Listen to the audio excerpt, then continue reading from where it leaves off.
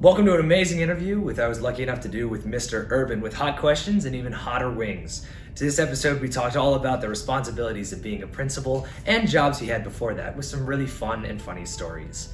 Please stick around to watch the rest of the episode and enjoy. Okay. Perfect. All right, so let's eat one to begin and start this fun. Let's do this. So I'll start us off. Starting on this. And what sauce do we have here? This is a Persian sauce, and it is hot and fun. Persian sauce. I don't believe I've had that. And it sounds delightful. Oh, yes. All right. Cheers, man. Cheers. Oh. It's a good sauce. Okay. Yeah. All right. So you're obviously principal of a school, higher up the ranks and working jobs in a fun position of power. So what interesting jobs or even surprising jobs have you had to get to this place that's super fun? I've worked a lot of different jobs, and I don't know, I've worked several in education. I've been a custodian, I've been an IA, I've been a assistant principal, a teacher, an athletic director, and principal. So I've done a little bit of everything. A little bit of everything, absolutely. As far as the school jobs. Now, other jobs, I've had some interesting jobs with that. I've picked strawberries before. Oh, interesting. I've worked at a power company. My favorite job is I worked at Indiana's #1 fun and sun place, Thunder Island, which used to be a water park off on 31. And I was a lifeguard there. I used to push people down a water slide. That's super fun. Yeah, so obviously you said you've had lots of jobs in the past. Yeah. You have any funny stories of how those jobs have come to an end, how you've quit or even been fired? To my knowledge, I don't think I've been fired from any jobs. I did kind of walk away from the strawberry picking job because everyone would cheat. You would get paid by how many strawberries you would pick, but then the people I was with, they would put all the green strawberries at the bottom and then load the red ones on top and get all the credit for it. But I will say this, the great thing about being a lifeguard at Thunder Island is that's where I met my wife. She was a lifeguard there. She was she was at another school and we met each other there, and so that was a great job for me. Awesome. And you've said you've worked in lots of different places in the school system, let alone being the principal. Is that all at Fisher's, or has that moved around from lots of different places? So I've been at Greencastle High School, I've been at Westfield High School, I've been at Tipton High School, and of course Fisher's. For sure. Yeah. All right, let's move up one more ring and continue this awesome journey. This one is another step up the Scoville Ladder. It's, for reference of other hot sauces, it sits just above sriracha. Okay. And is a sweet and savory good. I must say, Micah, you're well versed on your sauces. See, my dad has done, before we lived here, we had our Buffalo Wings and Rings challenges, so we've had lots of hot sauce experiences. That's a good one. Oh, yeah. I gotta say, I enjoyed that one more than the first one. That one has a unique flavor to it. A little bit of that sweet kick. I like it. So, once again, moving on, you said you have had lots of jobs, but I know that comes with lots of different experiences and interesting things. But throughout that, have you had someone you've looked up to, whether that be in your school life or family life? Yeah. So, my dad was a teacher, a special ed teacher at Sheridan, where I went to high school. And so, obviously, big influence on me, him being in education. I was fortunate enough to be an athlete and do that in high school. So I had definitely some great coaches both in high school and college that were great role models for me for leadership. For sure. Yeah. Yeah, that's awesome. You said you played sports. What sports have you been versed in? So mainly I was football, and I was a wrestler too, believe it or not. Yeah. So I love wrestling. Coached that. I've coached track before as well. So super fun. Yep. Do you have anyone right now as a principal, which seems like it'd be the highest up in command, that you look up to on the daily to see where to move forward to? Yeah. So I'm fortunate. I've been doing this a long time, so I've met a lot of great people throughout the state, and so pretty well connected with other principals at other schools, and of course at our central office with our superintendent. And assistant superintendents there, I always can go to them for help as well. Awesome. All right, let's move up one more. Okay. This one is our first big jump, going up almost 2,000 Scoville, and it is much higher than the last one. Scoville, where's that located? So Scoville is the reference of how hot Okay. a hot sauce is. And this one is interestingly enough to have a mustard base. All right. So you'll notice it's a bit more tangy and sits around a bit longer. Oh, I got a big glob on there.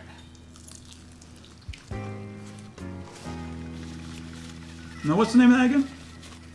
I'm not sure the name, but this one is called Thai curry. Thai curry. Okay, not bad. Mustard Not based. bad. Yeah. I like that one. That may be my favorite so far. Yeah, I like the. It does have that tang. All right, so principal has its awesome glories. You're the face of the school. You're. It's really fun to move around the school system, and we see you in the halls, always looking happy. But are there any surprising hardships that come from being a principal and things people wouldn't necessarily think of when it comes to? Well, I mean, I think it's probably the most difficult part of the job is it's a pretty demanding job as far as the hours, and so you've got to have. I'm very fortunate that I have a wife at home and family that kind of understands the job and the hours and very supportive of it. So that's one of the big challenges with it. Of course, we've got 3,700 students and we've got 300 staff members, and so anytime you take that many people, issues come up, and there's never a dull moment of there's never a lack of challenges to solve in the day, or with the job. So that's just part of it. Yeah, and as you said, there's a lot of interesting and challenging things that come up. Do you have any funny stories or stuff that sticks out to you or have stuck with you through your years of teaching and principling? I think this is interesting because this is the first class that didn't experience what other classes know as the Drake Bell Day. Oh. So, do you remember Drake Bell? Josh and Drake was a show growing up, a kid's show growing up. So, Mr. Lozier and I thought, we kind of got connected, and they said they could bring a concert to your school. And we used to do this thing called Student Choice Day. And we do a whole day where we just kind of can the curriculum, and teachers would sign up for classes, and students could sign up. And so we had a big concert at the end. And this company said they'd bring in name brand talent. We didn't know what that was. They said like the Plain White Tees or somebody like, oh, okay, it'd be good. Well, we got Drake Bell. And it was like this, very hot that day. In fact, may I take a little drink on? Oh, of course, go ahead. That one kind of lingers. That one comes back. I feel it for sure. It was a very hot day, like 90-degree day. And it was a disaster. I mean, it was so hot. And then Drake Bell shows up, and you forget how old he is. Oh, yeah. Takes his shirt off. It's a little weird and inappropriate. And just, it was a day, it was basically mass chaos. And I'm sitting here trying to control this thing and realize I cannot control it. Somehow we survived the day. Mr. Lozier always says he thinks that's the day that he was going to get fired because it was his idea to bring him in. But he survived, we survived, and it's one that we've laughed about ever since. For sure. Yeah. All right, well, talking of control, let's hope we can control the spice on this next one, because this one is... We're number 4. We're number 4, the big one. This one is very hot. This one is the jalapeno. It's called the Jammin' Jalapeno. So it's going to be... big. I'm putting a big glob on there. Okay. Now this one, once again, as I said, was jalapeno, and it will have that lingering spice we talked about. It'll be super fun. All right, break the bone, very important.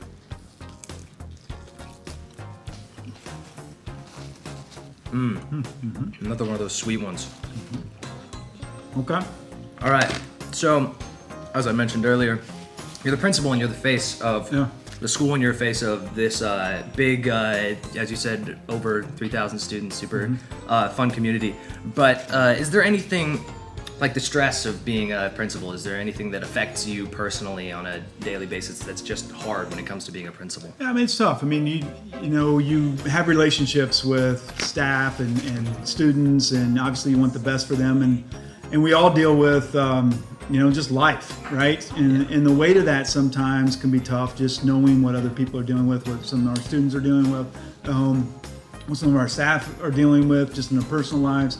And so, part of that is very stressful, just trying to help, both students and staff be successful and overcome obstacles. And some of these obstacles are really hard to overcome.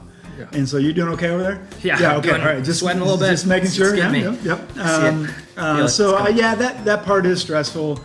There's a lot of problems to solve that are just not simple solutions, that have trade-offs. And a lot of times when you reach a compromise solution, it's something that neither party wants, not real happy with, but sometimes that's the right solution, and you have to be the person that does that, which is not always fun. Do you have any advice you'd give to people who are looking for a higher job in the school system, or other principals even that are new to the position? Yeah, I mean, I think it is it's an awesome job. First of all, I mean, it is very rewarding. You get up. There's so many challenges to the job that no day is ever the same.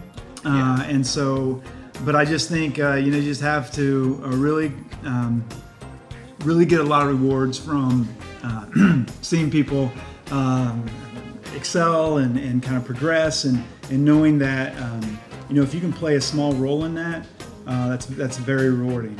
It is challenging, and you have to have thick skin, but if you have kind of a set vision and a set kind of just a compass of what you think school should be and what you think the student experience should be, and if you hold true to that, you can overcome some of the obstacles of the position. Absolutely. All right, let's move up to our second to last wing. This is our first dry rub on this, and this one I didn't know they did a dry rub. It is violent. This one I have heard to be one of the more painful in this lineup. Don't put too much, Sean. I don't want you guys to die. Okay, I do not want to die myself. I believe I will. I think I should probably not touch this, right? I'll power through. Yeah, do not touch that with your hands. Yeah. Don't touch your face at all after the review. Okay. You wash your hands. Okay. We'll go wash our hands after this one for sure. This is called Desert Heat. Desert Heat. This one is. You ever been to the desert? I have not. No, I've gone to neither. Dominican Republic and Kauai, which is part desert, I guess. Yeah, Right. yeah. But All yeah. right, here we go. Desert Heat. This is going to be the one, I can tell.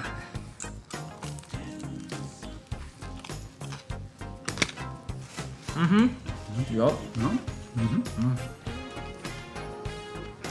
That one's coming through. Yep. I feel that one. Yep, I can do this though. Yep. I believe in myself.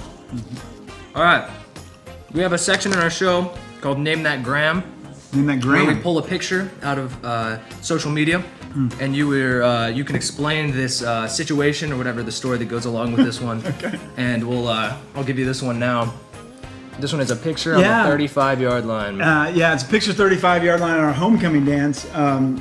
We had a couple students who kind of wanted to go outside the rules. As you know, we had a boundary to the homecoming dance, a very distinct boundary, and those students wanted to go outside that boundary. I'm not exactly sure the nature of why that yard line is significant. I went with just trust that there's a reason why we're on the 35-yard line, but we decided to go there and snap that picture. Absolutely, yeah, that sounds super fun. And then let's move on right past to the final hitter of the Hey, you're doing hour. great. You're doing great. I'm pushing, but this is Check out this where one. that too. I gave is you the big meaty. dog for this Yeah. one. That one's got meat on it. So this one is a Carolina Reaper based sauce. I've heard of this. Yeah. And it is known to take down even some of the biggest heat bonanzas. Should the heat be here? I mean, that's kind of. I'm feeling it all over, man. Okay, all right. Yeah. It's spicy in places I didn't know I could be spicy. Yeah, It's that's behind a my good way to eyes. describe it. It's out of my eyes. All right, I got a fat glob on here. Okay, I do too. So this one is going to be an experience. All right, here it is. Here it is. Right here.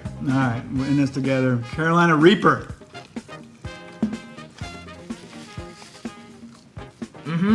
Yeah. Oh, that's a sauce right there. Nope.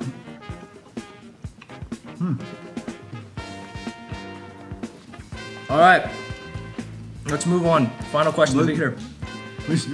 What are your opinions on where the school system as a whole has landed in the recent years, and how Fishers has dealt with not only the difference in quarantine, but also the difference in kids being out of sight of school and having to deal with a different school environment?